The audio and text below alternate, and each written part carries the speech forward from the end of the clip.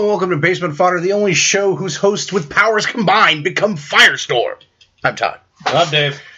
We're gonna be like the cool, like poofy sleeved '80s Firestorm, or like the modern Firestorm. The modern one, no.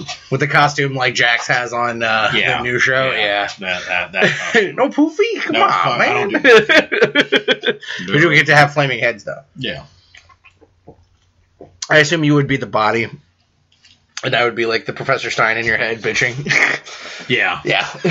Because having my fat ass out there trying to run around and do shit would not work well. You'd be in my mind going, why aren't you going faster? We can fly. Why are you trying to waddle? As you may be able to tell, we just got done watching this week's Legends of Tomorrow, and it was fucking awesome, as usual. Yeah. I've not seen a bad episode of this show yet. Yeah. It's very strong, as were all the shows this week. Arrow was excellent. Flash was also... Yeah. Flash was above and beyond. I think Flash may have won the week for being awesome, I think. What do you think? No, not for me. Really? Yeah. Arrow? Actually, no. I liked the Legends. It was okay. I mean, it was a good show. I don't think it was better than what they did on Flash, but yeah. I don't know. Flash stuff was kind of... I don't know. There's a lot of anticlimactical stuff was a little too easy. I don't know. There were some things that I was like, oh, okay. It was good. It just, yeah. Well, since we're already on it. Yeah. This was week 2 of the excursion to Earth 2. Yeah. In Flash, where Barry had been captured by Zoom. Mm-hmm. And put in a room with Jesse Quick and whoever the man in the Iron Mask is. Yep. Which by the end of the episode, it seems to be pretty obvious. Yeah. Although that opens up a whole big fucking can of worms of questions on what the hell's going on. And then, of course, on Earth 1, you've got Jay, Garrick, and Caitlin working on a velocity formula to try to give Jay his speed so he can fight Geomancer, which is a Justice Society bad guy, so it makes sense. Yeah. More modern Justice Society bad guy from the 90s run. Yeah. And generally a pretty lame bad guy, but Flash and all those shows, they have that ability to make the lamer bad guys better.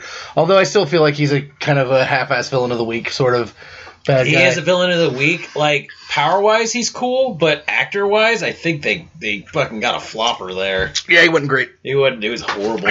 But he was just like, you're kind of like, I have no personality other than I'm a villain. Yeah. But it wasn't the focus of the show, so it didn't really make all that much difference. But it is like a weak sort of thing for them, because they don't usually do weak stuff. Yeah. And Turtle, even the Turtle was like, yeah, it was kind of a weak-ass villain of the week, but it still had some character to it. Yeah.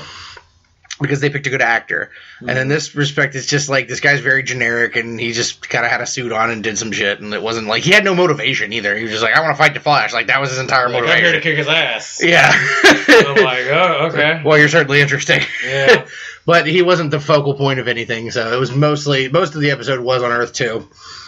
And focusing on the differences between, like... I'm sorry, gas bubbles have been a problem for me this week. Pardon, here we go. Oh, it's coming. Focusing on the difference between the bears. Yes. Whew. Wouldn't be Basement Fodder if we weren't gassy. Yeah. Usually it's you burping, though. True. So you have to fart to balance out the equation. I've been dropping some bombs today, so yeah, there's a strong possibility that'll happen. Oh, we've both been dropping bombs today. Yeah. That fan has been turned on multiple times. No, yeah, the difference between like Barry in our world and Barry in Earth 2 is painfully obvious. But the Barry in the, by the end of the episode, this Barry has his own merits as well. No, very much. Without being raised by Joe, it seems like he's much more, like, geeky and Dorcas Malorcas-y. And yeah, his dad and his mom very much, like, focus in on him being, like, the smart kid and stuff, so... He's running out in the woods in the mud and wingtips. Yeah. And Iris is much more of the badass. Yeah. Which I actually enjoy this Iris much more than the normal Iris. If only we could switch. I don't know. I didn't really care for this Iris that much either. You just don't like Iris in general. I don't know. To me, it was like one of these things is like, yeah, the bitchy writer Iris is like, she is what she is. She kind of gets annoying. But I think this one felt forced because it's like, I'm sorry. Even in that world, I can't read her as a badass. I can't read her as a badass at all. Like, sorry. It's just not. not the cards. And it's not saying that she can't. It's just the way they tried to go about it. It was just kind of very much like, okay. The thing is, like, it's like little things that make Flash awesome, and like, she is a weak point. Like, she's not a bad actress or anything like that. It's just character-wise, she's kind of a weak point. It's because I think they, like, I don't know, I see too much of Lana. Oh, God. From Smallville in it. Like, but you know what? She's kind of gotten away from that. I will give her credit. Like, you know, now that she knows everything that she knows, she's kind of gotten away from it, and she's less annoying. Yeah. So she just kind of doesn't serve all that much of a purpose this season at all. Like, she just kind of appears to be there. Anything that's not related to Wally, yeah, I'll kind of give you that one. But if it's not Wally related, I feel like he's been superfluous too. Like, he's an interesting character, but he really serves nothing to the plot of what else is going on. He's just kind of a subplot. It's a subplot that doesn't necessarily need to exist. You know what I mean? Like, I wouldn't notice the difference between the episode if you took it out. You know. I don't know. I like honestly, I like the Wally stuff. It kind of gives some more to, like, you know, Joe and Iris's characters without Barry. Joe stuff I like. The guy who plays Wally has not impressed me with his acting so far. He's just kind of a guy that exists. Yeah. There's, like, Iris has done some of her best work, I would say, in the scenes that they've had, but he's just kind of a dude that likes race cars. You know. I mean, they really haven't established too much of his character. Yeah. So, I mean. So he hasn't done anything interesting for me so far, but, you know, I'm sure he'll be interesting at some point. Yeah. Wells, of course, like, is often the star of the show, and Cisco also is becoming one of those characters who's the star of the show. And this was a good episode for both of them, I think. Yeah. Cisco especially, because he was really kind of forefronting and, like, leading the charge and kind of being, I don't know, being stronger. Like, his evolution of character is interesting, being from what he started as into where he is now. There's a big difference in the strength that he has. Yeah. I'm so gassy. I don't know. For me, out of the two Earth 2 episodes, I liked last week's better. Mm-hmm. Like, this one was kind of anticlimactical for me. There was a lot of stuff that, you know, just came too easy. There was a lot of stuff that was way too easy. I don't know. I didn't see that really, but all the Killer Frost stuff was way too easy. All, like, the escape thing, way too easy. You know, there was just way too much stuff where it was like, really, that's all it took?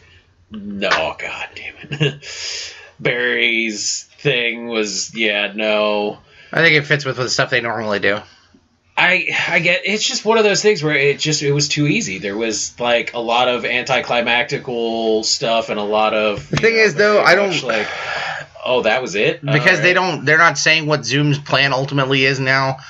That, like, I think he's letting them get away and, like, letting them escape and shit. Like, I think that's part of it. It's not even that, though. That's not, like, that wasn't the part. Like, that was fine. It was a lot of the other stuff. It was, you know, the stuff with Barry and stuff with Killer Frost. Like, I don't know. It was, I don't know. It didn't shine for me. I didn't have a problem with it. It wasn't like the best episode of the season or anything like that, but I didn't have a problem with it. Like I said, it was just things that I think was, like, way too easy. All of a sudden, it was like things were such a challenge, and then, like, they kind of got silver plattered there, and I was just like, yeah, that was okay. It was still a good episode, but there was things where I was just like, I think it should have been harder, but okay. I guess. I didn't really see anything that stood out necessarily to me. Yeah, that's all right. Then Arrow was, it was good. Mm-hmm. I don't know. There were parts of it I liked. I don't know. I still don't know how I feel about this, like, subplot of Damien Dark's wife running for mayor, like, against Oliver. Like, I need to see where it goes before I can really make an opinion on it. Like, it just kind of seems like a weird thing right now. Well, they're trying to play his game. Yeah, but she's failing at it miserably. Like, they had one debate, and he just trounced her completely. Well, that's because it was never supposed to get there. I get that, but like, if they're really trying to play his game, then they should like be making her out to be like the epic candidate or whatever, and beating him in his own game. But they're not really doing that. They're just kind of half-ass doing it. I mean, that's what they were trying. They were trying to do that she's the victim and she survived type gameplay, like play it in the light. Necessarily, that didn't work, so we saw. I would figure a villain like Dark, though, would have a better concept of like, okay, if this doesn't work, we still need to have the plan of her being the better candidate in some way. Yeah, but that's the problem is, though, it's like you can't really. Like, that's trying to sway public vote, which is like, is really if he could kill a man from across country in a room, I'm sure there's some sort of something he could do with her magically that would help her be more impressive somehow. Killing's way easier than making people liked. The problem is there's no definition of what his abilities actually are, so there's no way to say what he can do and what he can't do. Yeah, and that's the thing. It's like, I think that's probably out of the scope of what his abilities are. A lot of his abilities are very much death-oriented, like death and manipulation type, but not like that. And I mean, you see what happens at the end of the episode of like, okay, well, that didn't work. Let's go to the plan I want. Yeah. I think the wife was very much, this is her plan. She thought she could beat him, in his area, and it backfired on her. Yeah. So, I don't know. It was okay. Yeah. I would have killed Malcolm Merlin 20 times by now. Like, my God, I would have killed him 20 times over by now. I understand Oliver doesn't want to kill, but even the rest of his people are like, you really need to kill this guy. Yeah, but okay, like that, and I get why they're saying that, but again, it's something that it's easier for them to say than to do, because it's one of those things where it's like, you don't have to live with what I do, in the sense of like, what he's got to own up to, what he has to face when he... True, but if it's going where you think it's going... Oh, yeah. He's going to have to live with Malcolm Merlin being responsible for the death of his child. And he could have killed him multiple times. And that'll play on him, but that's the choice between being the hero, and being the vigilante. That's the decision. Even heroes have to make the kill sometimes. Yeah, but he's trying to not do that anymore. That's the thing. He's trying not to be the killer. And he's done that successfully, but this would have been the time to make the exception. Yeah, but I mean, he doesn't know that it's backfired on him. And even then, it's even with the evidence that he has had to this point, Malcolm Merlin should not be alive. Again, though, it's not a choice. He could have let Nyssa kill it. Again, this is not a choice that is like really for him to make. Like, this is one of those things where I disagree with that completely. I know why he's not doing it, and it makes wholehearted. I understand his rationale. I'm just saying, I disagree with it. Well, I mean, but you're more willing to kill than that. Not necessarily. I'm more of a traditionalist with superheroes. I usually don't like them to kill. But in this situation, he should have killed him multiple times over by now. Maybe earlier on, before certain things were found out, but now I understand and I agree with him not killing. It makes sense. I think he's had better rationale for not killing other people than he has for Malcolm, and he still let Malcolm live and killed other people that really had a better, reason for not, getting killed. I kind of disagree on that one. I think that it's a contrivance of they like Malcolm Merlin as a character and they don't want to kill him off, so they write it to where like Oliver won't kill him. And I mean, I completely understand. I wouldn't have killed him. I would have killed him. Again, there's the difference. He deserved it many times over. True, but also, again, there's the difference between the hero and the vigilante. Is like sometimes making that choice of being like, okay, I'm not going to do it. It'll blow back in your face. Superman's done it. Batman's done it. They've all made these choices to not kill, and it's blown back in their face pretty hard. Batman has like one of the most iconic versions of it and stuff with like, the Jason Todd stuff. And that even created a new villain for him. Like, it's one of those things where, sometimes you got to do it, sometimes you don't. That's kind of the, Oh, that's the worst decision that Batman's ever made, is not killing the Joker. Yeah. But, I mean... But he's killed other people. But he won't kill the Joker. He's killed other people, like, in non-connectable ways. Like, he's done it and they're like, I killed you, but I didn't actually, like, kill you. I just didn't save you. Or, you were collateral damage death and shit, like, It's like Superman. He should have killed, like, Lex. Should have killed Lex, yes. Yeah. But he has killed before. He lobotomized Mongol, and he killed Zod. Well, he lobotomized Mongol. They didn't kill him, though. No, but he might as well have. Yeah.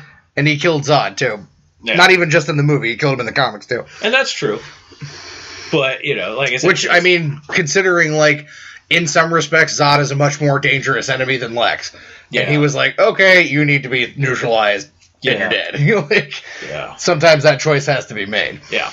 And I think, like, ultimately, as a character, like, Oliver will heavily regret not killing Merlin by the end of this shit. Oh, he will. But it's one of those things where it's a test of convictions. Like, you say you're not the killer anymore, you know, and that's the thing. He's, you know, trying not to be that guy anymore. And at the same time, here recently, though, Malcolm hasn't presented a situation where he's had to kill him. The whole thing between Nyssa, he didn't have to. And it was like, that's why. That's true. But I think, like, with his pattern of behavior, if you step back, if Oliver stepped back and look at it logically, the thing that Oliver did, I would think in your mind you would be like, okay, this is not going to go well afterwards. True. But he doesn't. You can't necessarily predict he's going to have his son killed, but you can predict that he's going to retaliate hard. Oh, he knows he's going to retaliate, but he figures he doesn't have the resources as much as he does anymore. He doesn't have the League of Assassins. So, I mean, it is one of those things. He's making a calculated risk, but he's assuming there's a risk that I don't know. See, I would think he would go directly to Damien Dark. Like, that would be the first thing in my head. Like, I piss him off, he could go directly to Damien Dark and fuck me. And I don't know. Does he know that Malcolm knows about William? Yes. No, because he told him, yeah. So even that, he mentioned him right before that shit went down. It is. That would be like, light bulb in my head. Well, perhaps if I fuck Malcolm, he might fuck me. Well, that's the thing, though. Like, he's playing on the fact that, like, Malcolm claims to, you know, love his daughter and stuff like that. And he's like, I'm doing this, you know, in the end to, like, save. And you claim to be a loving father, you know, to a degree. Yeah. And shit like that. So I guess he thinks, like, on some level that...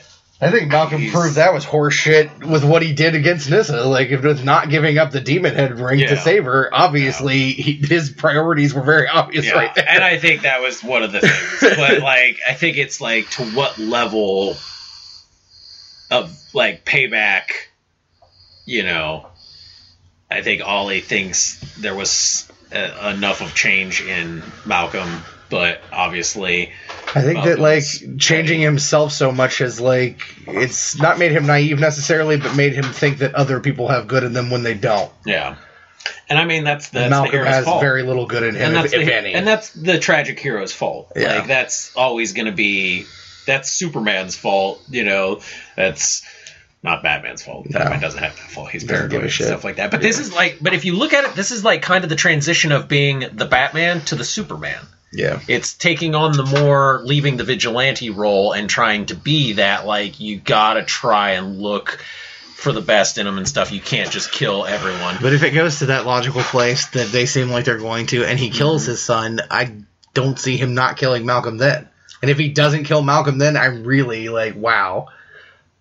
That's where that test of conviction comes in. Where it's like, because he has people like, you know, Felicity and Diggle and Laurel and his sister and stuff like that, and they all are different when it comes to that stuff. Some of them are very much like, yes, kill this person, and other times they're like very much no, like, don't kill this person and stuff. And it's gonna be one of those things where it's like, they kill that kid. I can't see any of them saying don't kill Malcolm. I think all saying kill him and kill him now. You should have killed him before. Well, that's if Malcolm does it, but if Damien does it, then it's kill Damien. Yeah, you know. Yeah, it's beat the shit out of Malcolm for telling him, but kill Damien because he did it. It all depends on Malcolm what goes is equally down. responsible, if not more responsible, because Damien wouldn't have even known that child existed. Yeah. Without Malcolm, so he's just as culpable for that death. Yeah, but they're not even the fucking legal system, the real legal system, would hold him just as culpable for that death. Yeah, but they're not going to do that. They're not going to play that angle unless they have Speedy go after him and stuff, because Ollie's going to be too focused on... I think she should kill him. Yeah. Well, that's the thing. Like, that's kind of been a back and forth thing, is whether or not she would do it. And, you know, that's kind of one of those, like, Ollie's like, you realize, right, that like if you do this, that's it. You don't get to take it back. He's like, mom and dad are dead. He's your only family. Your other half brother is dead. Like, you kill him, that's it. I think if Malcolm Merlin were my father, I'd be okay with it. And that's the thing. It's like, to a degree, yes, you understand, but also at the same time, in his own fucked up, twisted ways and stuff like that, he's tried to be the father that he necessarily wasn't to Tommy, to her. I think that he tries to portray himself that way. Like I said, I think he cares about her as much as he can. Yeah, in his own twisted way. But ultimately, he is for self and for self only. Yeah. But, like you said, even as much as he can. So in his mind, he thinks he's being as much of a father as he was, even though he's not, really. Yeah. So, I don't know. This week was good. I don't know. It's hard because, like, all these episodes are cleanup episodes from last week's, and last week's episodes were really the better ones of all of them. I think my biggest issue with all of them lately, not as much Legends, but they do it a little bit too, is like they really are just relying very heavily on feel shit. They're laying the feels on? Yeah, not just like they're laying it on, but they're just relying on it very heavily. Like, feels. I'm like, okay, that's cool, thanks, but I stopped watching Walking Dead for a reason. Like, and I would not stop watching these unless it got ridiculous. Yeah, but it's not like Game come of on, Thrones, back the fuck off, stuff like that. Give me a couple fun episodes, something like a little palate cleanser. You're giving me too much emotion. We're getting one on Flash next week. Yeah, which is going to be fun. Yeah, I'm looking. I'm probably looking forward to that. Like almost the most of all three of them because it'll be the funnest. Like. I'm looking forward to Vixen on Arrow hugely. Yeah. And I'm looking forward to Legends too, but Legends is like is the super dark shit. So like for fun only, I'm really looking forward to Flash. Like I don't know, for me it's probably Arrow because I really want to see Vixen. King Shark's cool, and it's cool to see Diggle on it and stuff like that, but like I don't know, I'm more excited to see Vixen and what they do because I've already seen King Shark. It's one of those things where it's like seeing him. I'm more excited for it just because like it's nice to have like a little kind of an old school Flash episode where it's like less focused on the big overarching story and stuff. It's like on Supernatural when we used to watch it when they did the heavy story and then they just go back to Monster of the Week for a while. Yeah. And I'm like, oh god, thank you, I need that. I need a little 19 break. seasons ago. Yeah, 19 seasons ago when it didn't suck a dick in hell and jump over the fucking shark and stomp on it and piss on it. And we have now fuck the shark. We have now come up with it like a couple seasons ago they jumped the shark. Now after what we saw recently, they have jumped Sharknado. That is what they have literally rocketed over Sharknado. And don't get me wrong, I love these guys so much. Like I love them as the characters. Jared and Jensen, I love them. The characters are great. It was a good show for the 5 seasons that needed to exist. And there are some good episodes in each one of the seasons. Like all the stuff with Felicia Day is good, and there's some other stuff that's really good. I haven't seen most of that, but yeah. Those are both hilarious. I've watched them. But it is one of those things, as like a whole season, I stopped really like Season like 7. I just stopped right now when they met Castiel, and I'm like, I go back and I'll watch it to a certain degree, but then once it hits that logical point where it's like, boom, that's the end, I'm gonna start back over and watch it again. Because honestly, I think like the first 3 seasons are like my favorite because it's just when they're doing hardcore. Season 5 is very strong. Yeah, it's just when they're doing a lot of the logical end story. Yeah, I like the first 3 seasons because it's just them monster hunting. Yes, and I enjoy that. That's the thing about the show I always enjoyed the most. That to me is the best stuff because it's like there's maybe a little bit of the overarching story, but it's all well contained episode. You'll have like a comedic episode, you'll have like a really feels heavy episode, you'll have an action heavy episode, and it'll kind of like rotate again, and And I think that like the DC shows can take a little lesson from that and break up the feels a little bit more. I think they are. I think because it's hard when all 3 shows of the week are all feels heavy, and like there's most of the weeks it's like 2 of them are and Legends isn't. Yeah, but Legends is only like a couple episodes old. It's still not very Yeah, but it was just Flash and Arrow. They just don't give a fuck. They'll just like shank you. And then Supergirl will do it too. Yeah, Supergirl. There was no Supergirl this week. Yeah, which is kind of bummer, but it's okay because they're working on the episode. The big crossover episode. Yeah, the crossover. It'll be cool. Which we found out who the bad guy, or at least a villain in the crossover episode is, which is Silver Banshee, which is interesting because I looked at her costume and it is very much Silver Banshee. That's good. Yeah, which is cool. I remember when they did it on Smallville and they kind of half-assed it. Yeah, no, this is very much like picture white, black, everything. It looks awesome. I don't know. I'm excited, you know, because it does feel like this is probably not going to be necessarily as heavy of a feels episode. The Flash is very kind of like, you know, even the opening, the preview for it was very like fun and, you know, kind of jazzy. The Vixen thing, I'm excited because I really want to see what they do with her powers because I saw what they did on the powers on the animated short stuff, so I want to see how they translate that to in like real life stuff. Yeah. Supergirl, I'm excited to see what goes down, and then I want to see Legends because last week's Supergirl was probably in some ways the best episode I think they've done in pure acting, especially. Yeah. Like the alternate, like the flower thing, and like it was one of the best episodes they did when they did the Justice League cartoon too. Like, the Mercy one. Mercy one, and it's just like that flower does it fucks with you, and like it was some of her best acting. Like I give Melissa Benoist like a lot of credit for that episode because she really pulled it out. Yeah, like she really, and then her sister too, Charlotte Leigh did an excellent job in that fucking episode. They did a lot of stuff of like she did really good at first playing the like.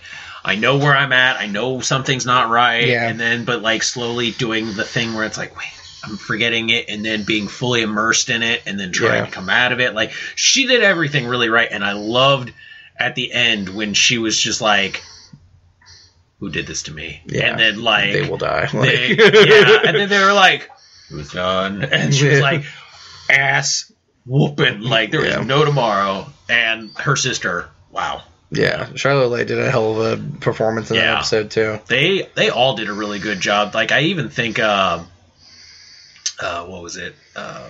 Manhunter. Oh God, did a really good job. She also did a good job too because she had to play herself as being, you know, mimicked by Manhunter. Yeah, so that was very like she was. It was a good episode a lot for her. Of different She's roles. great. Yeah. I feel like this is one of those episodes where it lets her acting capabilities really shine, and you know, I think it does show that it's a very strong show. Yeah, I give Supergirl credit for like starting off. Like I was very unsure of it because I didn't like the first episode much at all. But and like especially some of the character development because I think Cat Grant was a character at first that I vehemently hated, and the first like. Maybe 3-4 episodes, I still could not stand every second she was on screen. And she's supposed to. You're supposed to hate her, and then they hit you with like some development, and you're like, damn it. I still like as an actress, I still really don't like Calista Flockhart at all, but she does a fine job. You know, I think for me, one of the sleepers is definitely the guy who plays Manhunter. He's excellent. Yeah. He's so good. And it's not even necessarily when he's Manhunter. It's just him knowing who he is now and then seeing how he portrays and then looking back at how he was before you knew. It was like, man, his acting was really good. Well, I've said it before, but I think that Max Lord is one of the best elements of the show. Oh, God. Yeah. Peter Facinelli, I've always been a fan of in general, and even some of the shitty stuff that he's done has been, you know, he's been good. Yeah. Because he's a good actor. Yeah, he's a damn good actor, and he plays one of the best villains He plays a better Lex than half the people I've seen play Lex, and he's not even playing Lex. That's the thing. Like, and if you read Max Lord in the comics, it's pretty much dead on. Yeah, especially the era. It's that era of Max Lord where he had this psychic ability and shit, and they don't play that in the show. I hope at some point they get to that, though. Yeah. But like they don't play that in the show, but he is that version of Max. Like he's the version of that he shows to the world is that version of him in the Justice League in the 80s, where he's like the front of the team and he's the guy who's the liaison and shit or whatever, and he wasn't a bad guy then. And then the version of him you see, you know, in private is the Max Lord of the OMAC era. Yeah, where he plays them both paranoid perfectly. Fuck, like, but he's not that paranoid where he like seems overtly paranoid. No. He's one of those like disturbingly calm paranoid, you know, like casual paranoid, and being like demented but brilliant and charming at the same time. And he does a good job of being like charming enough to where you'd understand why people are charmed by him because he is charming. You know, he's affable, charming guy, but he's a crazy genius. Like, it's fucking psycho. It's just the acting has been solid, you know, in a lot of places. Like, Felicity was very good this week as usual, though, Mm-hmm. in the stuff that she was doing, and even like there was a time where I thought like Stephen Amell was wooden, and in the first season he is a little wooden. Because of it's because of like he's so damaged or whatever. Like it's really how they wrote him. Is like he's yeah. supposed to be very wooden. He's supposed to be like that guy. There's that one scene this week where he had that scene with Quentin, where Quentin is talking about like keeping people safe and lying in like the darkness and stuff, and he's like, "This is the lightest I've ever seen you," kind of thing to Oliver, and I thought that was a great scene. Mm-hmm. It was well done because Oliver is like still lying, but lying for the best reason. Yeah. And they've been doing a lot of stuff as far as to like show more emotion out of him, and it is one of those things where it's like you're still breaking down the walls of like the 5 years of hell that he went through to have to like chisel to get back to the human of him, and it like there's a lot of stuff going on in that one, and Curtis Holt. He's awesome. I love him.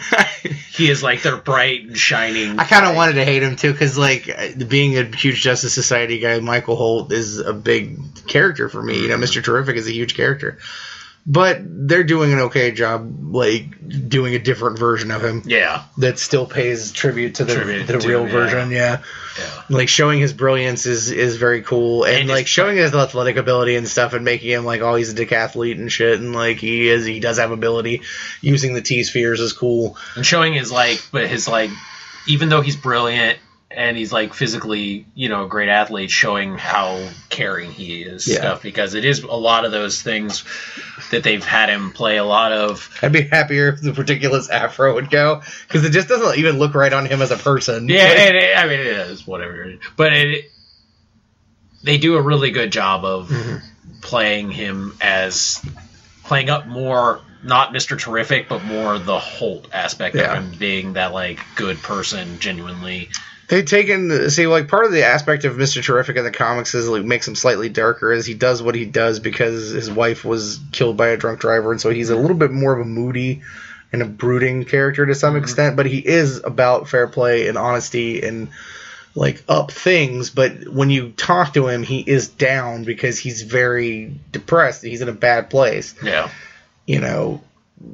Psychologically. Yeah. But this version of this, like, Curtis Holt is not that guy. Like, he doesn't have that experience. So he's like Michael if you took away the sadness. Yeah. And that's kind of a good thing in this universe. Like, you don't need another fucking character that's bogged down with doom and sadness. Especially on that show, too, with, like, because you also look at what they did with Ray. Mm-hmm. Ray was also the shine beacon guy of, like, the Boy Scout. He has his issues, too, like, losing his and having his moments. But for the most part, he's a good person, and he tries to be positive and look for the positive. The fucked up thoughts that I had this week, though. What? Because on Arrow, not Arrow, but on Legends, Ray does some interesting shit, but he takes a severe beating.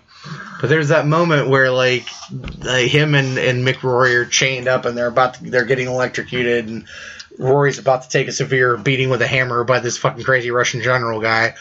And Ray just starts talking shit to him. Mad shit to him. But both of them, like, Mick and the Russian look over like, there's that point where like where he's talking and he smiles and it's like, yeah, you still look like Superman. Like you are Superman to be like. I understand why you got that part because Brandon, he has that look. He has that like I'm Christopher Reeve's son look to him. Yeah. And he's still like there are so many points where he comes across as a like you understand why he was Superman, and it's a shame that it wasn't a better movie.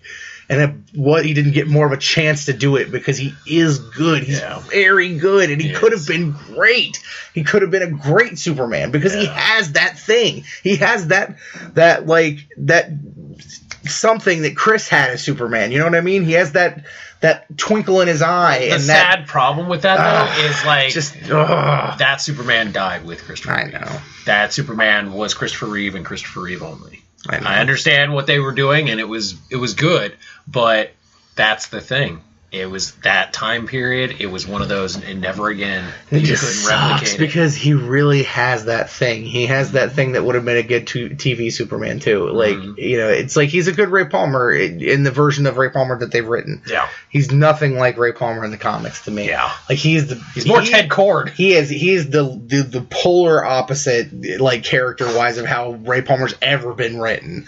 He's nothing like that. Yeah. He is very much like, well, let's call it Ray Palmer, but it's really Ted Kord, and Superman's got to play in him. Yeah. Like, yeah.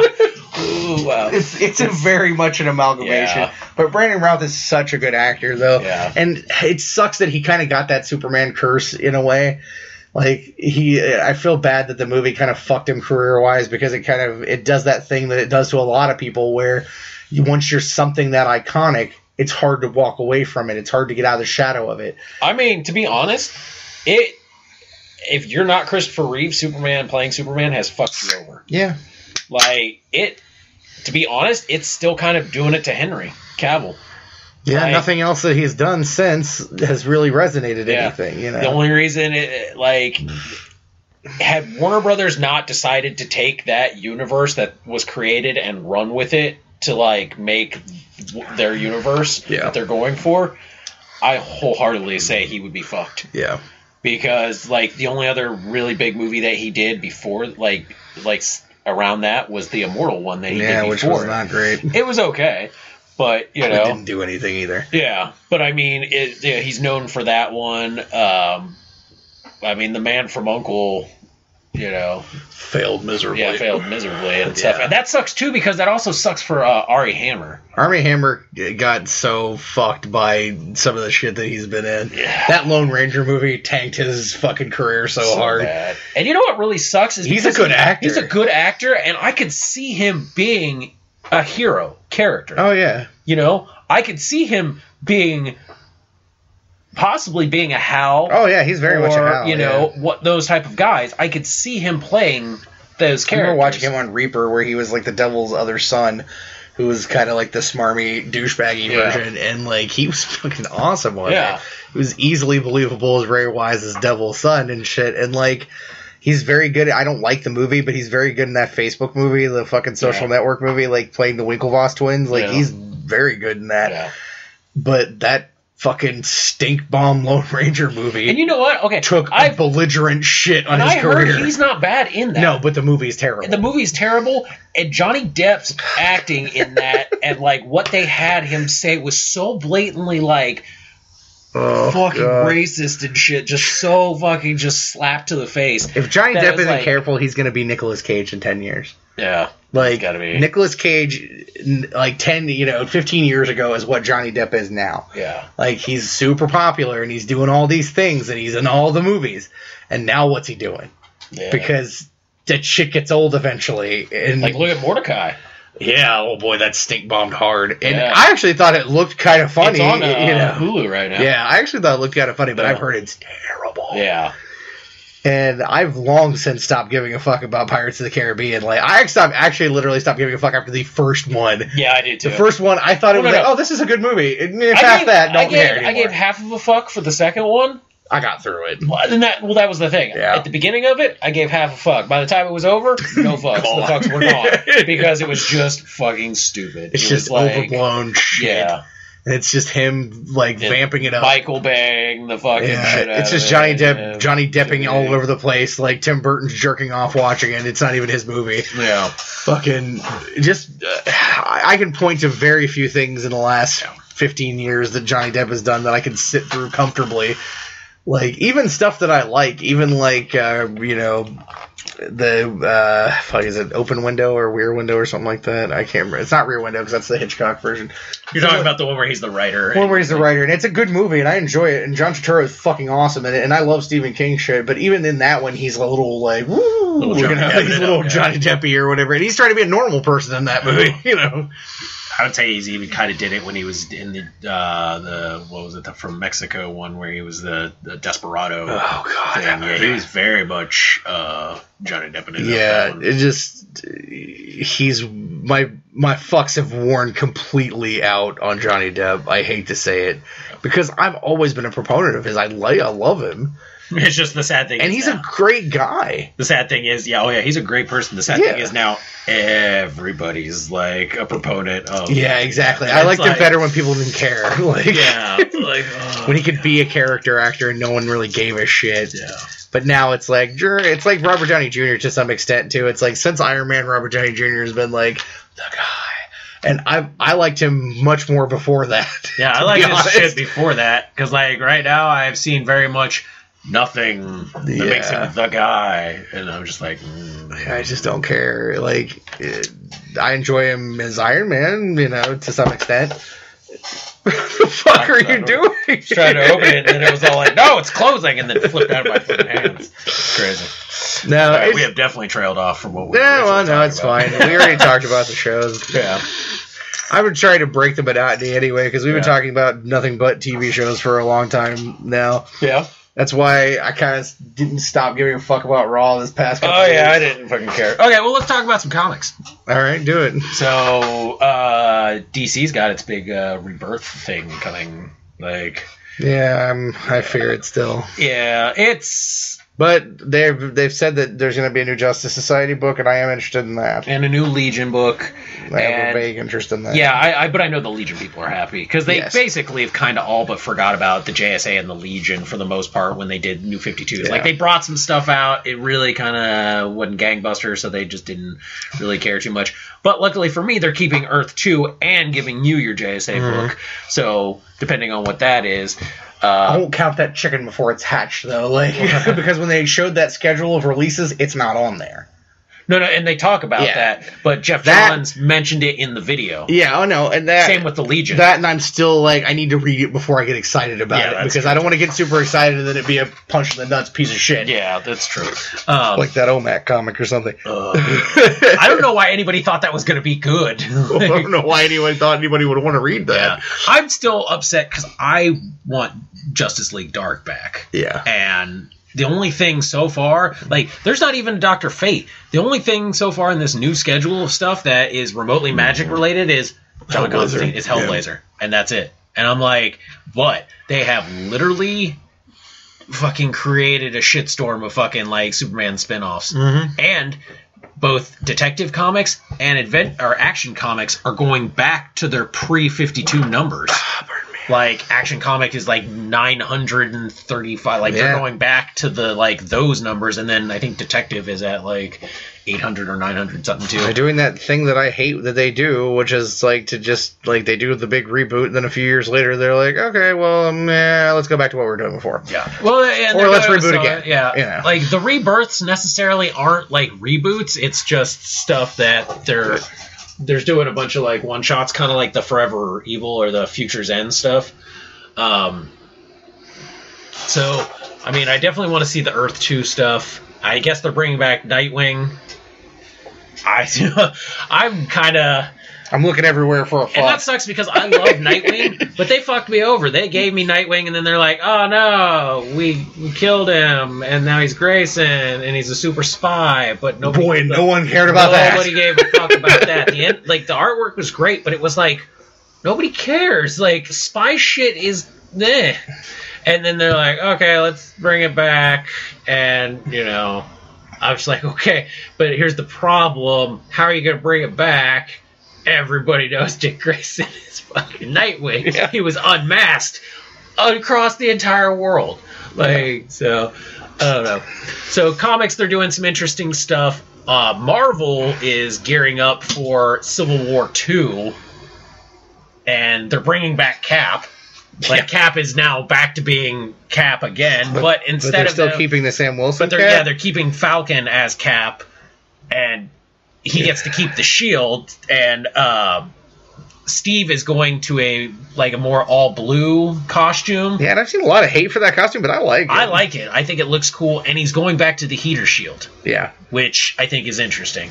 Kite shield is the best shield ever. The kite shield is very interesting because the kite shield is very much when he used to carry a knife and a gun on him, and if you know, when he did the whole like Steve Rogers shield thing, he went to using guns, like back to the shield weapons. Yeah. So I think this is going to be a combination of the two. He's going to be using the heater shield and the gun stuff, kind of like when Bucky was Cap.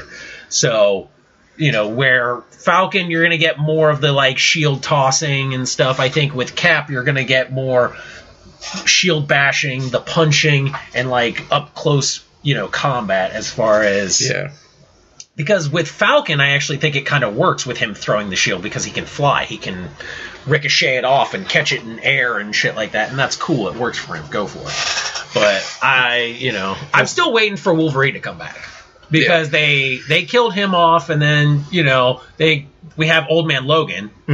And then we have X-23 as Wolverine. Yeah. So I'm still waiting if they're ever going to actually bring him back. And they're like, oh, no, he's dead. I'm like, yeah, sure. In comic history, there are very few characters that ever actually stay dead. Yeah. What was it? There was a company. There's a third-party company that is actually had a slogan out that they were talking shit about both Marvel and DC. Yeah. Like, I think it was like, was it Oni? Or Onai is the one that did the Kevin Smith comics for a while there. Yeah, they're the ones I think are talking smack about. They're basically, there's no cause for that. They're basically just like, we make good comics and we don't have to do big events to get you guys to read it and stuff. And I'm like, who are you? I've never heard of your comics before. Like, shut up. Are you Dark Horse? Variant? Who are you? Since you were mentioning Marvel, I want to quickly say a shout out to Eric Pilecki, friend of the show and friend of ours, who is doing a story for Guardians of Infinity #6, which is a Kitty Pryde and Gamora team up story. Which that is awesome, and Eric is fucking amazingly talented. Yeah. Not only does he have that coming out, but he also has the Fake Empire book out right now through Darby Pop. Sweet. Yes, which is now available to download on Comixology. Yes. So everybody, please check that out. Go out and support your boy. It'll be good. Not only that, another friend of. Kind of a friend of the show too that I've reviewed some comics of his before, Jay Fosgate, who does the Bodhi Troll comic and a lot of other stuff. Bodhi Troll? The Bodhi Troll. He's the cutest troll ever. Is he a New Day fan? He's going to be doing some Guardians of the Galaxy stuff too. The Tutti Booty Fruity Troll? Oh, Jesus. Yeah, he's going to be doing some Guardians of the Galaxy stuff too. That's going to be awesome. Yeah. So, did you see the poster for very the movie? Much looking for it. Yeah, the little baby Groot. Everybody's loving the baby Groot. And then they confirmed the actress for Mantis. Yeah. And I don't know if they actually confirmed it, but Kurt Russell, I think, did sign. Oh, yeah, he signed, play Star-Lord's dad. Which would be interesting. Yeah, well, I love Kurt Russell. It's not the one from the comics, so it could be very interesting to see. And I'm still hoping for Adam Warlock. The big movie story has been Deadpool and making huge amounts of money. Neither one of us have seen it yet. So. Gangbusters. But I'm going to give Ryan Reynolds a huge amount of credit for fighting to get it made. And for stealing the suit. Yeah, and for keeping the suit for his... No, I give him a ton of credit for fighting to get it made against pretty heavy opposition from the studios and shit. And it proves that this kind of movie can be made. Not only getting it made, but fighting to make sure that they didn't do a PG-13 version and kept it rated R. Even though... Oh, my God. I have heard so many stories of people being like, I was standing in line to go see Deadpool, and there was like some grandpa, and it's like 10-year-old kids or this family, and they brought their kids, and people are like, not only that, but I've seen reviews of these stupid fucking dowdy morons or whatever. They're like, I walked out in the middle because it was filthy. No shit, it was filthy, you fucking moron. It's an R-rated movie. It says graphic fucking shit all over the poster. In Europe, it almost got like a worse rating than R. What was your first fucking clue? Like, did you just turn off your entire social media? Like, oh, this Deadpool movie, I'm going to go see it, but I'm not going to look up or hear anything about it first. Yeah. Like, what the fuck? And you know what? I can just point out that a lot of people have pointed out that, no, this is not the first R-rated comic book movie. There have been several other comic book movies that were R-rated. Blade was R-rated. Yeah. Several other movies based on comic books Punisher. like Road to Perdition and Punisher. No, one of the original Punishers. I think the Dolph Lundgren Punisher was rated R. Fucking Road to Perdition was rated R. History of Violence is rated R. There's a lot of other R-rated comic book based movies, but this is like your first sort of big mainstream superhero movie that had that backing, that was being pushed. And so this has actually opened up a lot of stuff. after like 2 days of Deadpool being out, they had already like confirmed greenlit the sequel, and the sequel is going to be rated R too. Yeah. But there was also talk about the Deadpool movie setting up for X-Force. Yeah. Which would be interesting. But then there's also set up for, okay, Deadpool went gangbusters as rated R. Oh, that's awesome. Yeah. But what about Wolverine 3? Yeah. Can we get away with a rated R Wolverine? As much as I would love to see it, we had this conversation the other day. I don't think they can do it. Like, I think they'll want to do it, and if they did get away with it, they would do 2 cuts of it because there's so much Wolverine love amongst the kiddies and shit. And Deadpool's very popular amongst the kiddies too, obviously.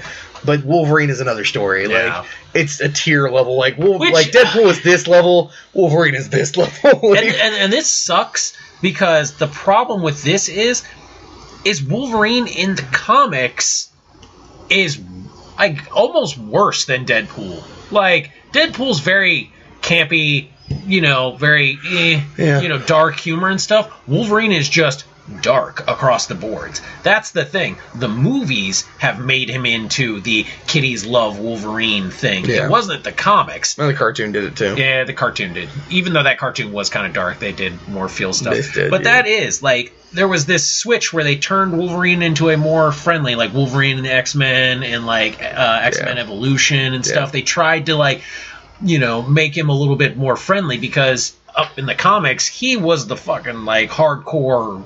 I've read novels that where he's just killing piles of bodies and stuff. Yeah.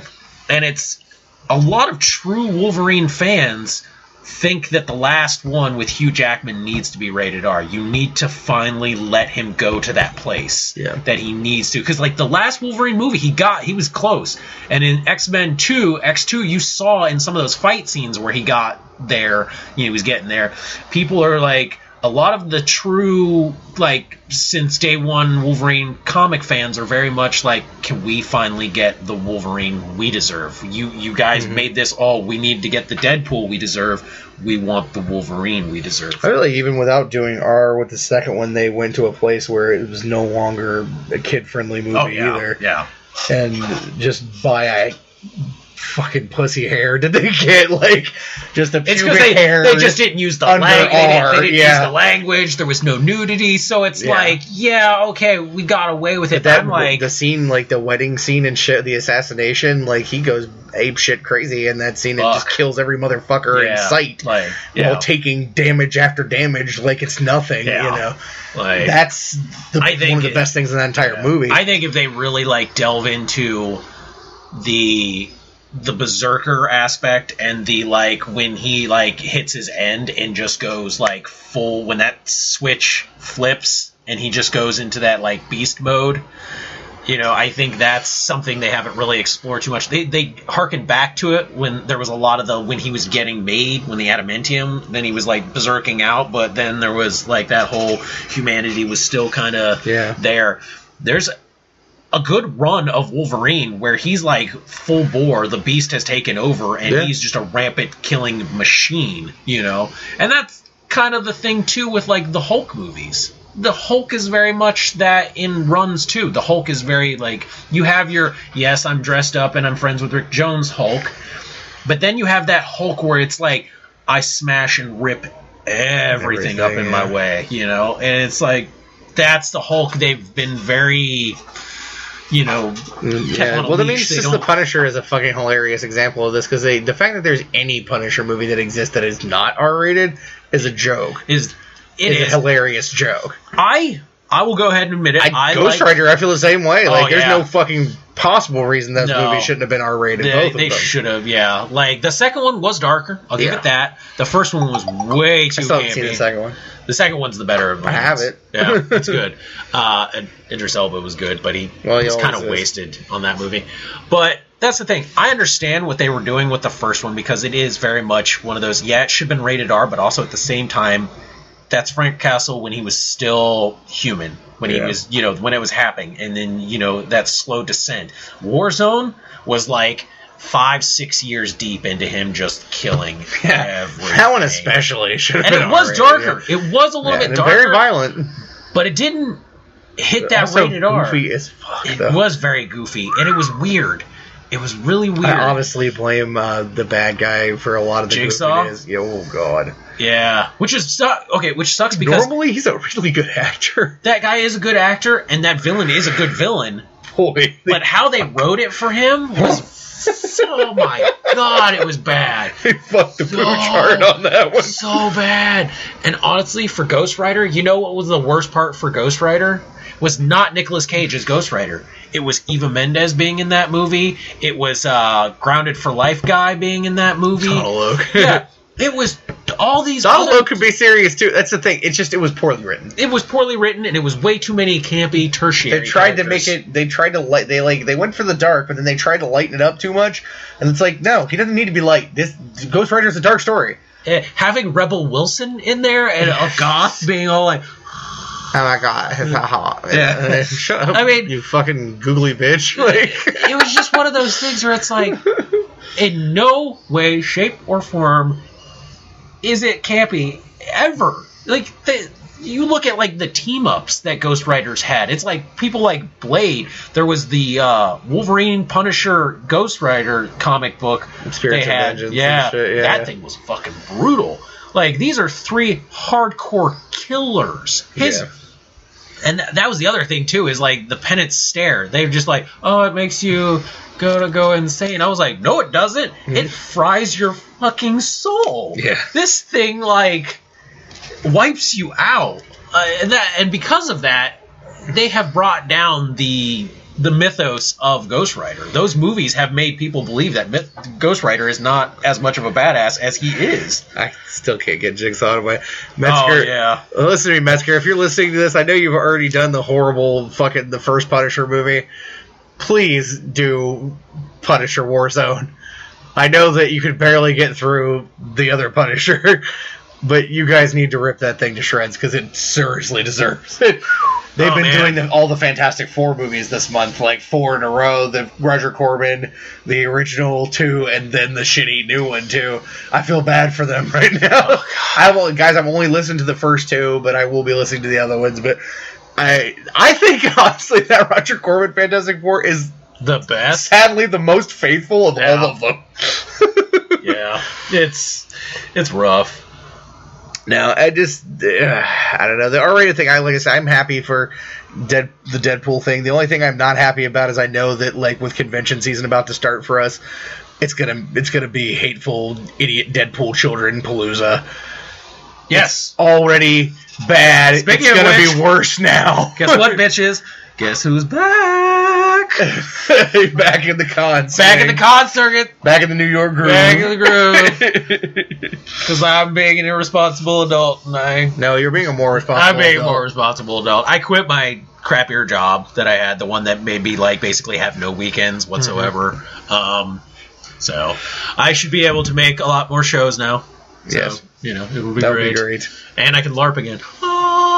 Which I'll be doing this weekend. Ha ha, bitches! Nice, and I'm going to go kill things. We'll be kicking off the con season in just a few short weeks. Oh, God, yes. We'll be driving our way down to Lexington for our first 3-day version. We've never gone for Friday before. Press, but baby. Doing it this time. Yeah, we got press. Because we're covering it officially as press. Yeah. So, I guess, like, in some respect, you could say that Sexapalooza was the kickoff to the con season, but it's sort of like a special con. It doesn't really fit with the rest of the dirty con. It's the filth con. The filthy, filthy, naughty, dirty con. We had a damn blast, though. Bought so many toys. So many dildos. Stuff. I'm not going to apologize for this. I'm just going to point out the fact that I was very drunk on the last episode, which is not. I haven't been drunk on a show in a while, like really drunk. And editing that show, when I went back to listen to it, I did not realize how drunk I was until I listened to it back. So yes, very drunk me. I slurred a few things here and there. Yeah, just those rum drinks are potent. Yeah. Yes, that was literally making them more of them as we were doing the show. So. Yes, he was. And having the suckers too. And the pot sucker. Yeah, the pot sucker. No, but we're very excited about Lexington. Unfortunately, they had the cancellation. Manu Bennett was one of the big ones that we wanted to see, and he second year in a row has canceled, which that sucks. It does suck. But there's a lot of other awesome guests. They just added Henry Winkler. Hey man, Henry Winkler's awesome. I did get a hell of a thrill of seeing him at like the Cincinnati show a few years ago, but he's not one that I have, like, I need to go meet Henry Winkler, but being, like, in the same room with him was cool enough, experience for me. I could have been standing right next to Henry Winkler and not given a single fuck and not known who the fuck he was. Oh, that I can't say that. I love Henry Winkler. I mean, knowing who he is, I still would have acted like I didn't know who he was. I don't care. It's Henry fucking Winkler. The best thing he ever did was, like, a 5-second fucking cameo in Little Nicky. I love the Water Boy, though. He's really good in that. When he's, like, having that fucking flashback where he's, like, on the phone that's connected to nothing, and he's walking around in high heels with the afro on, talking about, I didn't get the job, Grandma. That shit's fucking hilarious. He's funny in that whole movie. But anyway, it doesn't matter. I like it when he gets stung by bees. That's funny, too. Cover Winkler and bees. Which I will scream at him when we go by. I wish it was napalm. I make a promise that if we go by Henry Winkler's table, I will loudly utter. Well, I mean, you already screamed at fucking Carl to stay in the house. Well, he needed to stay his fucking dumb ass in the house, and now he's got half his head blown off because he won't stay in the fucking house. True. But no, there's a lot of other cool people that are going to be there. Brent Spiner and Denise Crosby from Star Trek Next Generation are going to be there, of course. Data and Tasha Yar, those are big ones for me. Mick Foley's going to be there again. Which is interesting, actually, because I just watched the latest episode of Magicians on Sci-Fi, and she was in it. Oh, yeah, she's been making a resurgence these days. Like, she had that part in Walking Dead last season, and then she's been making quite a resurgence lately, which is great because she's a fine character actor. She's really good. She played a very character-heavy person in this one. And Brent Spiner is about to start a new gig on a new show too, so that'll be awesome. A lot of the people from Z Nation are going to be there, which I love on Sci-Fi. Doc watched half of one episode. You give it enough a chance, I think you could get into it. I'm gonna try, but it's like one of those, like, right now, like, especially for those of us who watch Walking Dead, it's such a nice palate cleanser for that. Yeah, because Walking Dead is so That's fucking the problem. bogged down and shit. Left such a bad taste in my mouth. This is the anti-Walking Dead, though. But I'm so fucking apprehensive because they're trying to, like, feels it up a little in the beginning. Like, that's a mistake. There really aren't, though. I know, but, like, in the beginning, there's, like, a lot of, like, heavy, like, character, like, feels dramatic shit, and I'm like, I know it's not nearly that episode after that, not really. Yeah, and I'm like, but it's like, one, they do character development, yes, but it's mostly about fun. And then two, I hate the fucking guy who, like, is the dude who gets the fucking... He's hateable. I want him to die. Every episode, I want him to die. Yeah, you will. And he's very funny, though. I'll give him a lot of credit. He's very funny.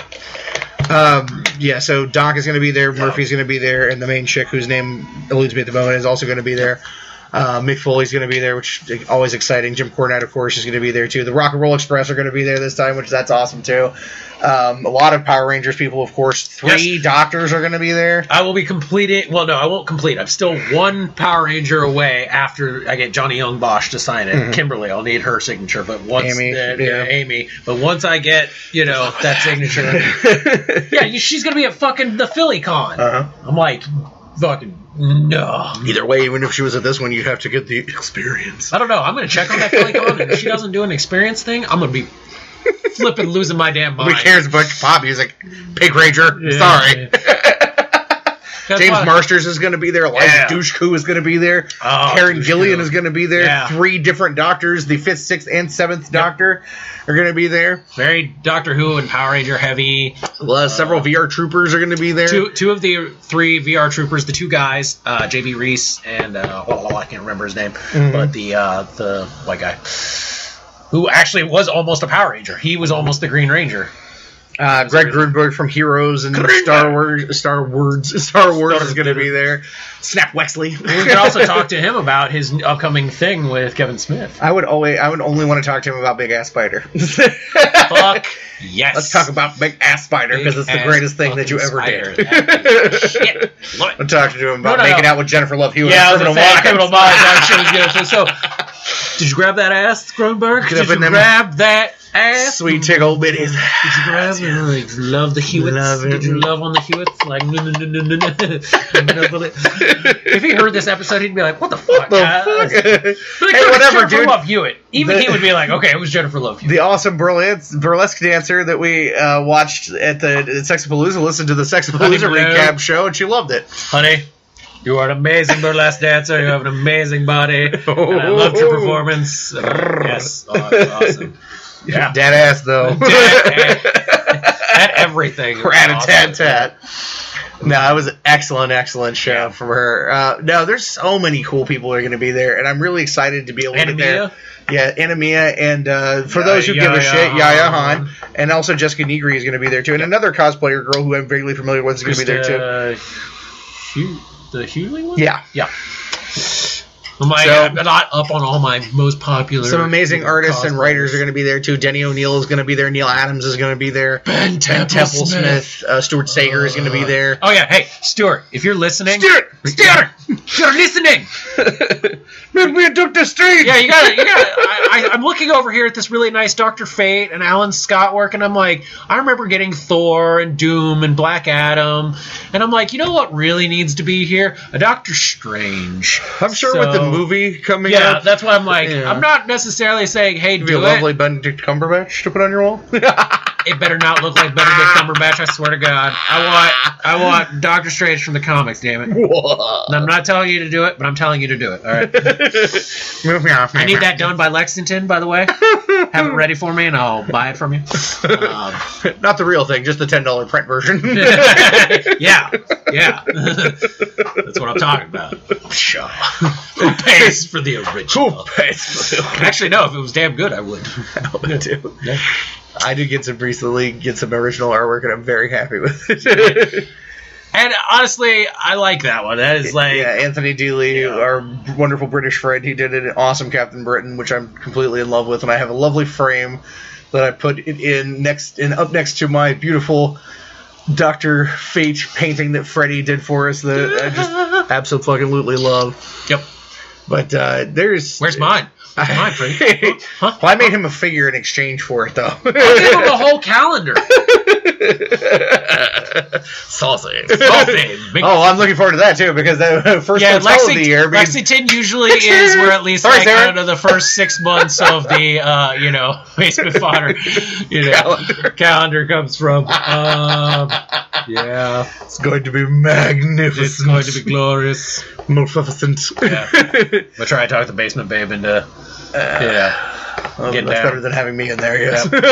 Yep. It'd be me in there, but it's going to be me like under a blanket, and all you can see is my head.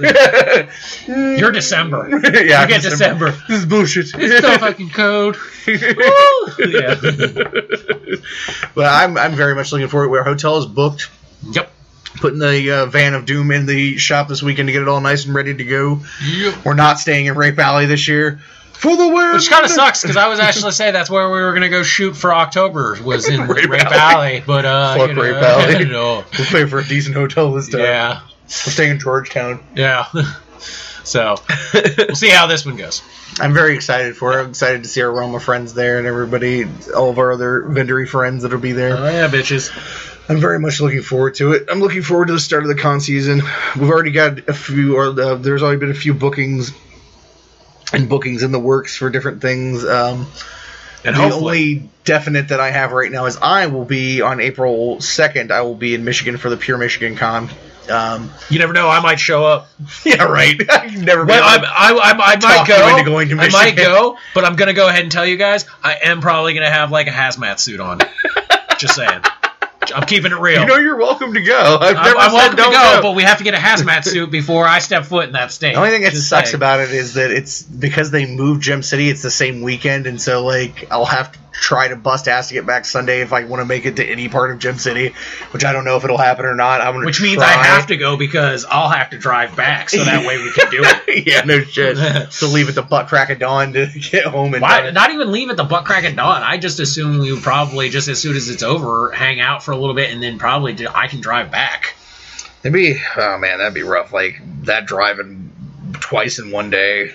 Why? You can go to sleep. Yeah, but I'd still feel road hard as fuck, though. I don't know if I'd want to be hard, put away wet. Exactly. Well, because you know you're not going to sleep that night. Because the thing anyways. about the Michigan drive is it's harder than you would think it is, even though it's not incredibly long. It's like the way it is a harder ride. Son, you don't. Come on now. No, it's just so monotonous. Look who you're talking to. I make hard, monotonous rides all the time. I would want to stay the night and just leave early in the morning. Well, we can do that. Because I like to get high afterwards, and I don't really want to have to drive home after that. It's true. Terrible. Do I have to do a piss test for a movie theater? Because if not... I'm sure you'll be fine. Hey, buddy! Yeah. No, I'm very much looking forward to that one. They moved Stebbins, both the Stebbins, up a little bit. Yeah. One of them is in July and one of them is in October, which I think was a good decision. Yeah, definitely. For James. Because that winter one was really And rough. I'm sure we'll be at one of them. Yeah. At least. Probably. Yeah. Probably the summer one. I hope that we can get a chance to get back into Free Comic Book Day this year. I don't know if that'll happen, but I hope so. I don't know. Hint, hint, nudge, nudge. Wink, wink, nudge, nudge. And John's got a few out in Michigan, a few other cons that he's doing that I've expressed interest in too. So I'm always happy to go out to see the Michigan folk. Yep, just get me a hazmat suit. I'm good. It's not actually in Detroit, so it's better. No, I'm just talking about Michigan. It's only like about 50 miles in. That's 50 miles of me still wearing a hazmat suit. What are you doing? I'm in Michigan. I need to wear this. Hey, now JR's going to love hearing this, but it's worth it just to go hang out with a good friend like that and get really high and have rock and rice Slurpee at the 7-Eleven. I just want some of these like magical cupcakes or cookies that I keep hearing about that get made. Like Chrissy needs to bring me some more cupcakes. I need some food here. I'm skinny. I just want to be at whatever shows that Stephanie and Megan are at. I just want to be at that show because Stephanie is the best table neighbor ever. She scared the shit out of me multiple times. You gotta worry about this though, because if I show up, they may not want to be our neighbors anymore. I'm sure you'll be loved as well. Or they might want to just be like, do you just want to like get a bigger table? We can both just like post up at a table. Like, that's right. I'm very much looking forward to con season. Yeah, it'll be good. There's a lot of shows that, I'd like to do. I can't wait for Cincinnati this year. Hopefully we'll get to get into Cincinnati this year. Yeah, we should be at Cincinnati. You probably won't see us at Wizard World this time. Oh, God, no. Why? Why, oh, why would we not go to Wizard World? Suck donkey dick. All right, now let's be nice at Wizard World. No, Wizard World can suck my left asshole. Well, I'm gonna be nice about it to an extent because I was lucky. We were lucky enough to get in basically free for 2 years. But that was not because of Wizard World. It wasn't because of them. That was because of the amazing amazing guys that are friends with us. Because those guys are awesome. I had a good time. And unfortunately, you guys work for a shitty asshole company. But kudos to you guys. Well, only Victor actually works for them. Okay. Dirk just works for every show. Kudos to you guys. Wizard World sucks dick. Congratulations to JR for getting his first in-store signing at Comics and More. Yeah, I saw that. I'm very pumped for that for him. Like, I wish I could come down for it. It's just not feasible. Yeah.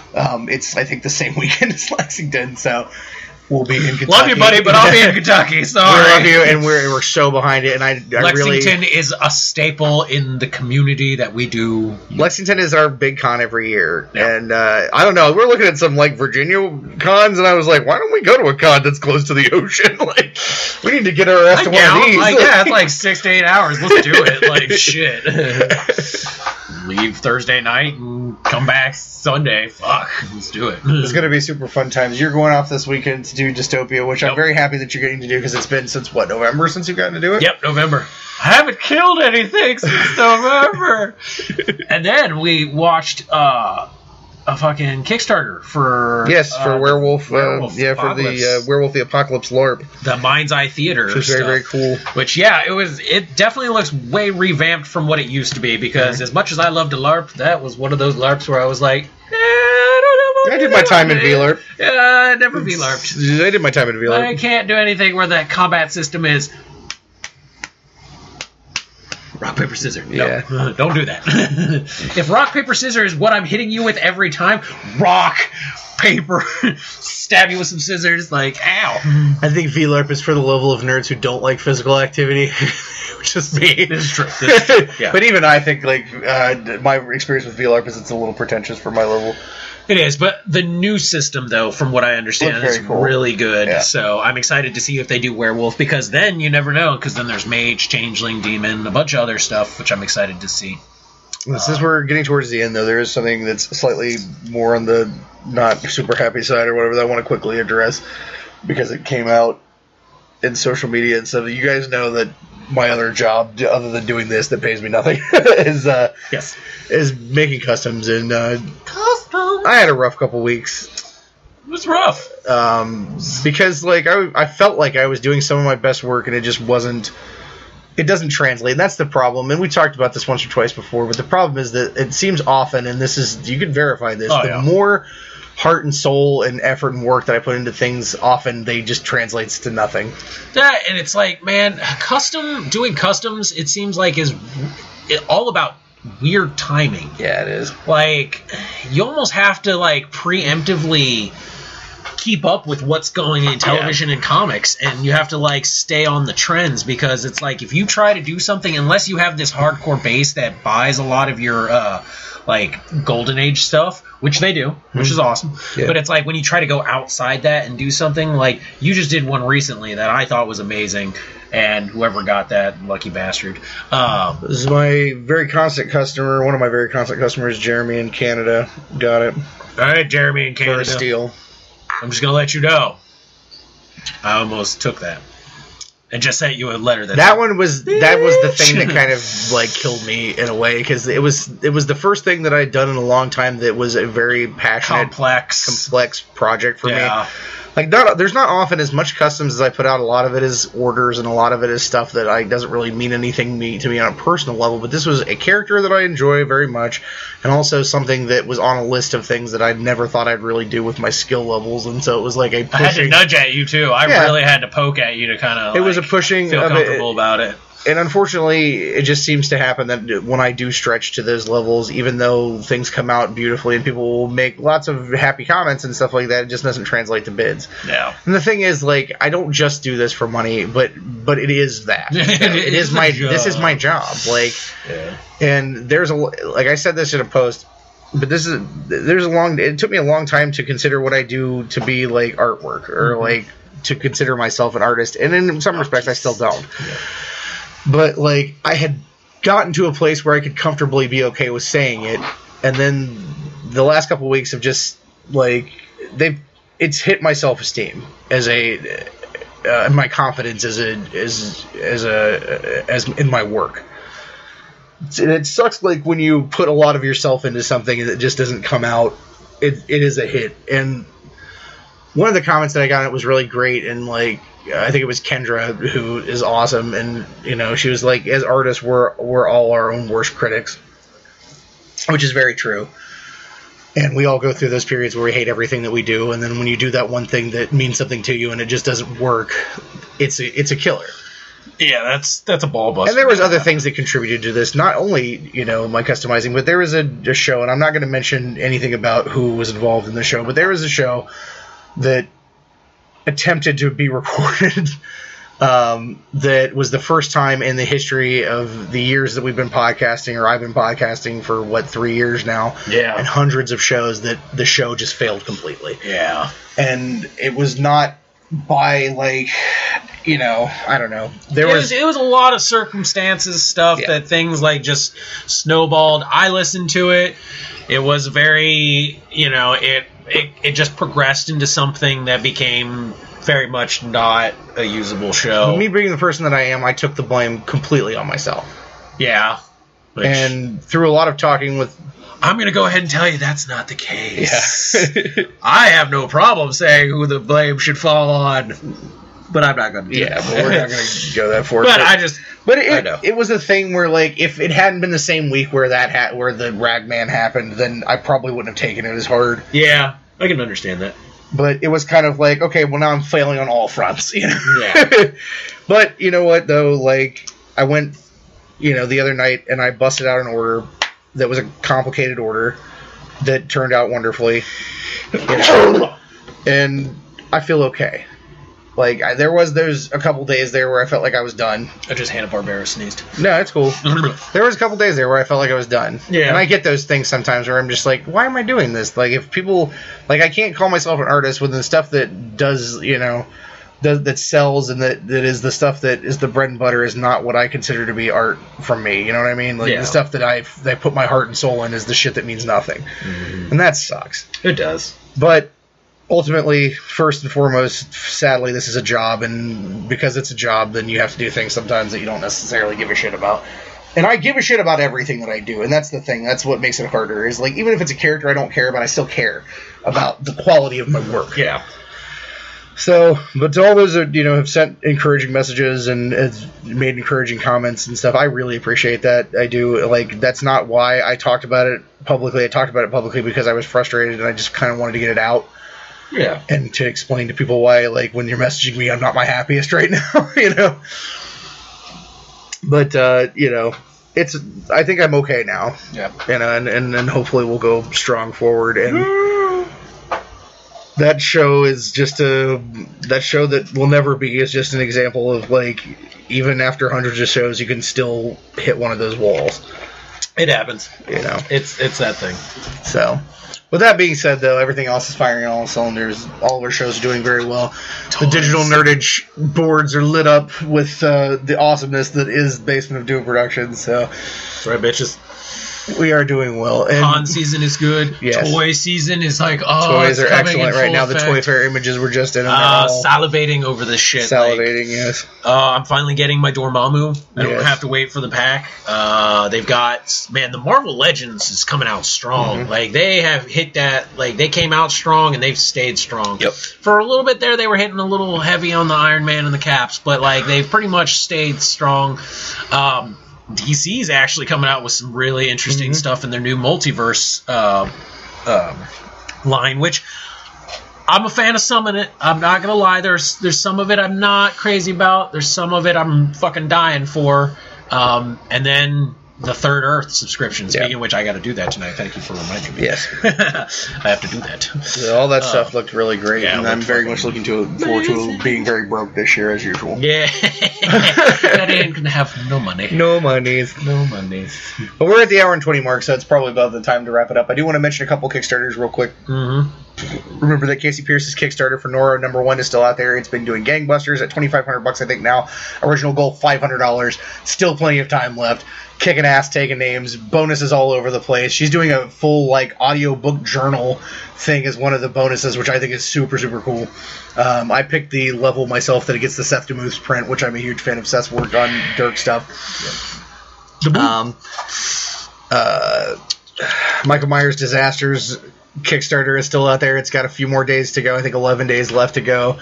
Still need some help on that one. So if you're interested, check that out as well. The Werewolf the Apocalypse one is still out there for another, I think, 10 or 11 days too. Yep. And it's up at like $75,000-$80,000. Yeah, they've already met their goal. They've met their goal, but the more you get, the more stuff that you get. Man, they've got two fucking awesome. Like, they're expensive rewards, but they are awesome. They're really great, yeah. Is like, if any of you guys have played Werewolf, you know about the glaives, which are the werewolf weapons.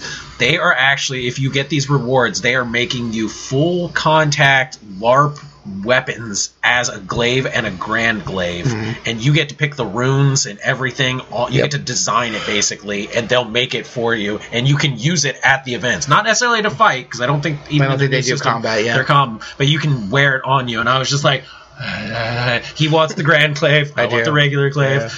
It's so sexy.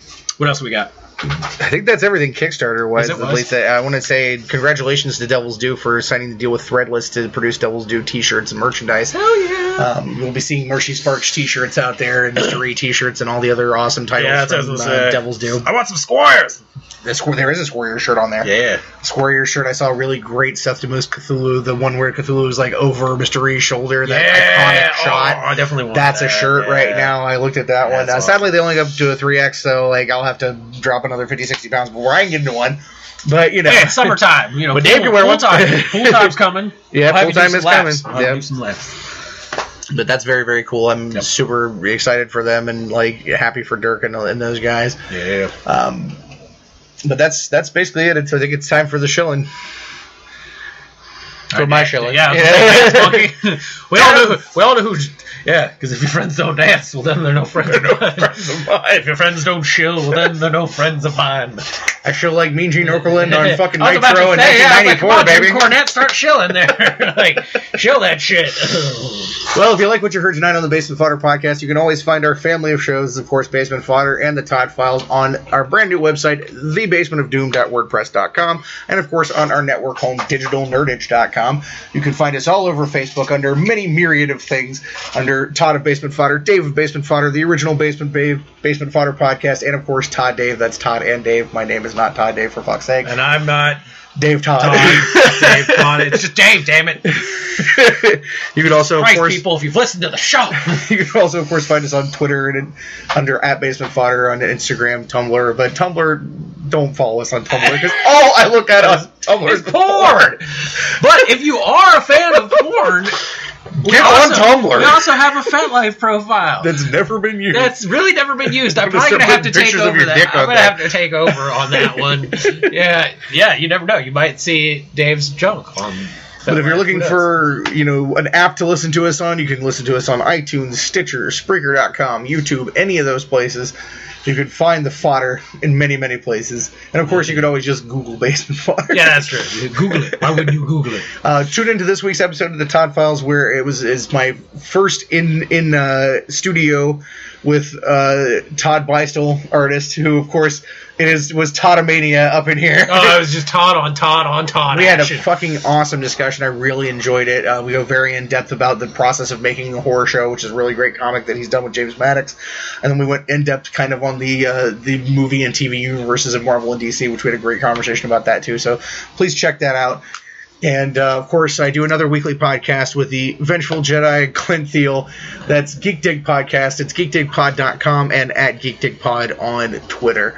And, of course, you can find it on all those other various apps for the listening as well. Shout out to our good friend Matt Metzger and his awesome show, Not Another Origin Story. You can check that out on Facebook and, of course, on Stitcher and iTunes and all that. Massive nonsense. It's true. He's got to do that to pay for the art lessons. Yeah. You leave Metzger alone. I'll see you at the con, bitch. You got it. Good luck to everybody who's doing ice this weekend. Unfortunately, because the Van of Doom is going to the shop, I can't be there. I really wanted to be there, actually. Yeah. But good luck to all you guys doing that, and I hope to see you guys soon.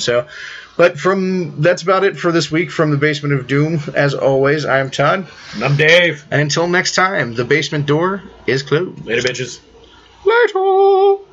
You're listening to a Basement of Doom production. To find out more about Basement of Doom Productions, check out thebasementofdoom.wordpress.com and digitalnerdage.com.